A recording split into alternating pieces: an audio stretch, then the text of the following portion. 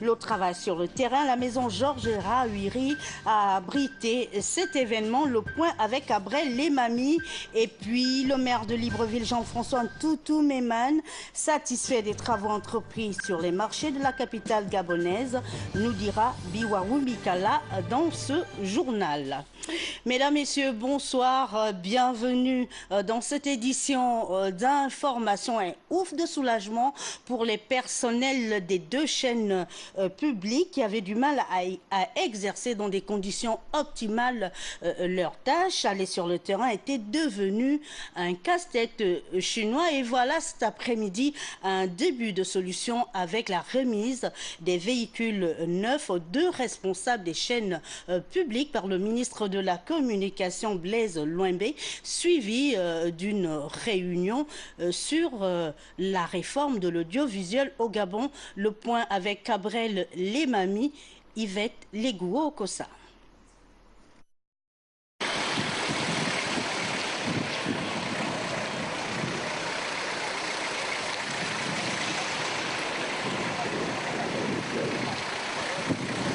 Ce sont au total 4 véhicules flambant neufs de marque Toyota que le ministre de la Communication vient de remettre symboliquement à main propre les clés aux responsables de la première chaîne et de la deuxième chaîne de radio-télévision gabonaise.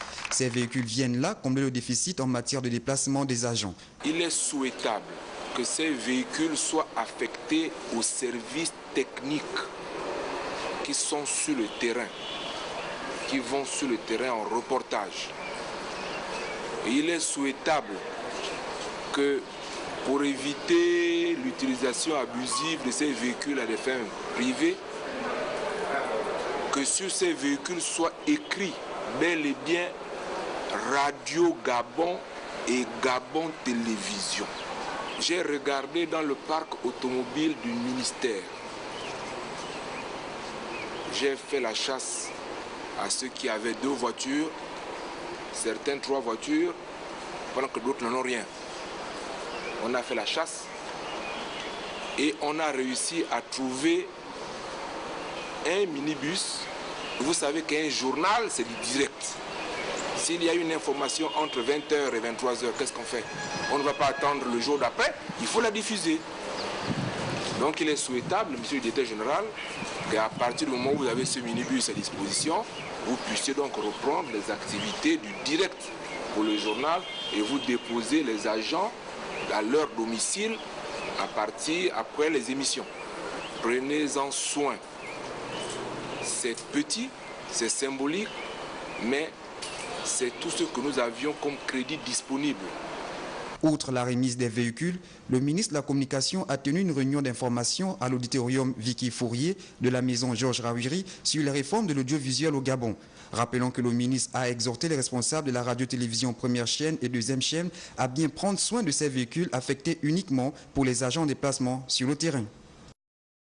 Merci Cabrel pour toutes ces précisions. À la tête de la Commission nationale des frontières, le ministre de l'Intérieur, Jean-François Ndongo, qui s'est retrouvé ce jour avec les membres de sa commission pour faire le bilan des activités menées. Le point avec Elvire Tali, Serge Nzengi Mabila. Sur la situation générale de nos frontières et le bilan des activités menées par la Commission nationale des frontières, voilà entre autres les points inscrits à l'ordre du jour de cette réunion qui a mobilisé les experts sur les questions frontalières. Nous devons faire le point et informer les membres de la Commission des conclusions et l'avancement de nos négociations et comment se sont déroulées toutes les négociations que nous avons eues avec la partie de la Guinée équatoriale. Il fallait également informer les membres de la Commission sur notre dernière mission au Cameroun où nous avons évoqué un certain nombre de questions transfrontalières. Les commissaires ont évoqué longuement la situation frontalière du Gabon avec les pays limitrophes, notamment la République du Congo, le Cameroun et la Guinée équatoriale. En clair, pour le moment, le Gabon n'a aucun différend frontalier avec ses pays frères. En revanche, des actions sont à entreprendre dans le sens de la délimitation effective des frontières, souvent source de conflits. Le Gabon bénéficie d'une renommée d'hospitalité légendaire et beaucoup de frères de l'Afrique viennent souvent au Gabon et passent par les frontières. Nous pensons que cette question serait résolue lorsque nous allons arriver effectivement à avoir des frontières communes au sein de la communauté économique et monétaire de la CEMAC. La sécurisation des frontières est un défi majeur que doit relever chaque État. C'est une question de sécurité nationale, car la perméabilité des frontières peut constituer un danger pour un pays. D'où cette énième rencontre qui vise à asseoir une politique plus efficace en matière de sécurité de frontières.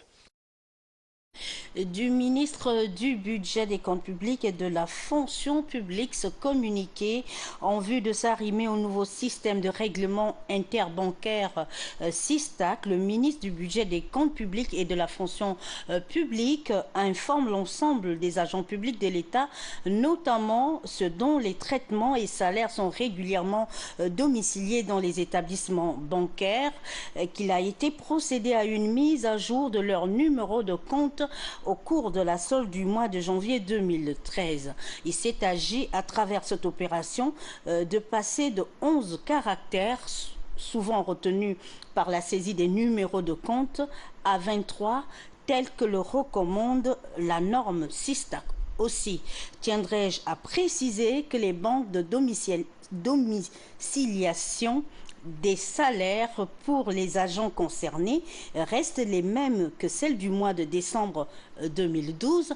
Toutefois, ceux des agents qui auraient quelques difficultés avec leur traitement pourront se rapprocher de la direction de la solde munis de leur relevé d'identité bancaire RIB. Nous y reviendrons. Le premier magistrat de la ville de Libreville sur le terrain des ZAD constatait de visu l'état d'avancement des travaux des différents marchés de la capitale gabonaise. Visite guidée Bigwaou Mikala Yvette Legouo Okosa.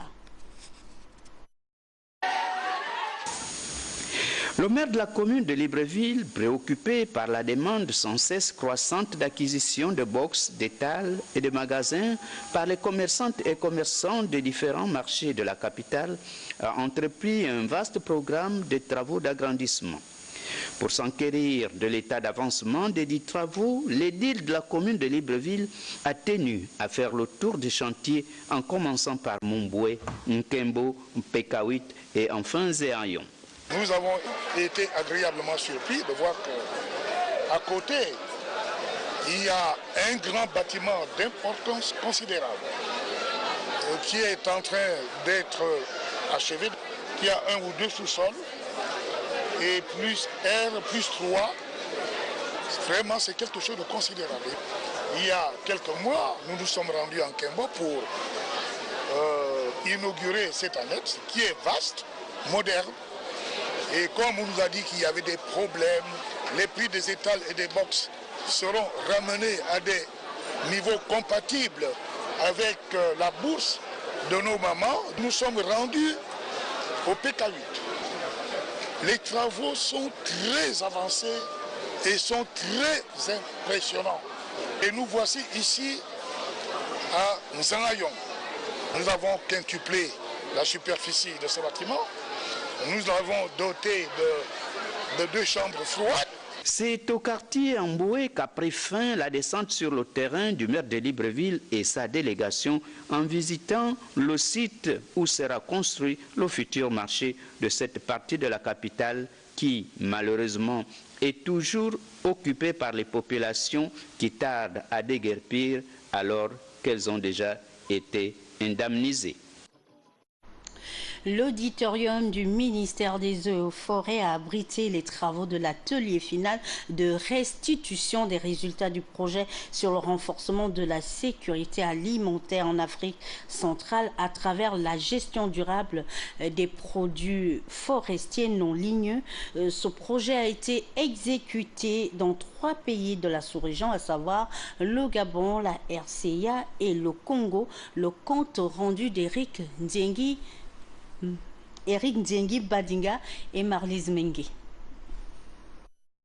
de la pauvreté à travers la gestion valorisante des produits forestiers non ligneux par le développement des petites et moyennes entreprises ainsi que l'amélioration de la sécurité alimentaire de communautés rurales constitue la trame de ce projet. Il a été élaboré par l'Organisation des Nations Unies pour l'alimentation et l'agriculture sous la supervision de la Commission des forêts d'Afrique centrale avec le financement du ministère allemand de l'alimentation, de l'agriculture et de la protection des consommateurs. Le bassin du Congo constitue le deuxième grand massif de forêts tropicales denses et humides du monde. Il couvre près de 235 millions d'hectares et regorge, outre le bois d'œuvre, de grandes potentialités en matière de produits forestiers non ligneux pour le bien-être des populations de la sous-région. Pour les populations, les PFNL constituent une source importante de nourriture, de plantes médicinales, ornementales, d'énergie, de matériaux, de construction, d'équipements de pêche, de biens et d'ustensiles.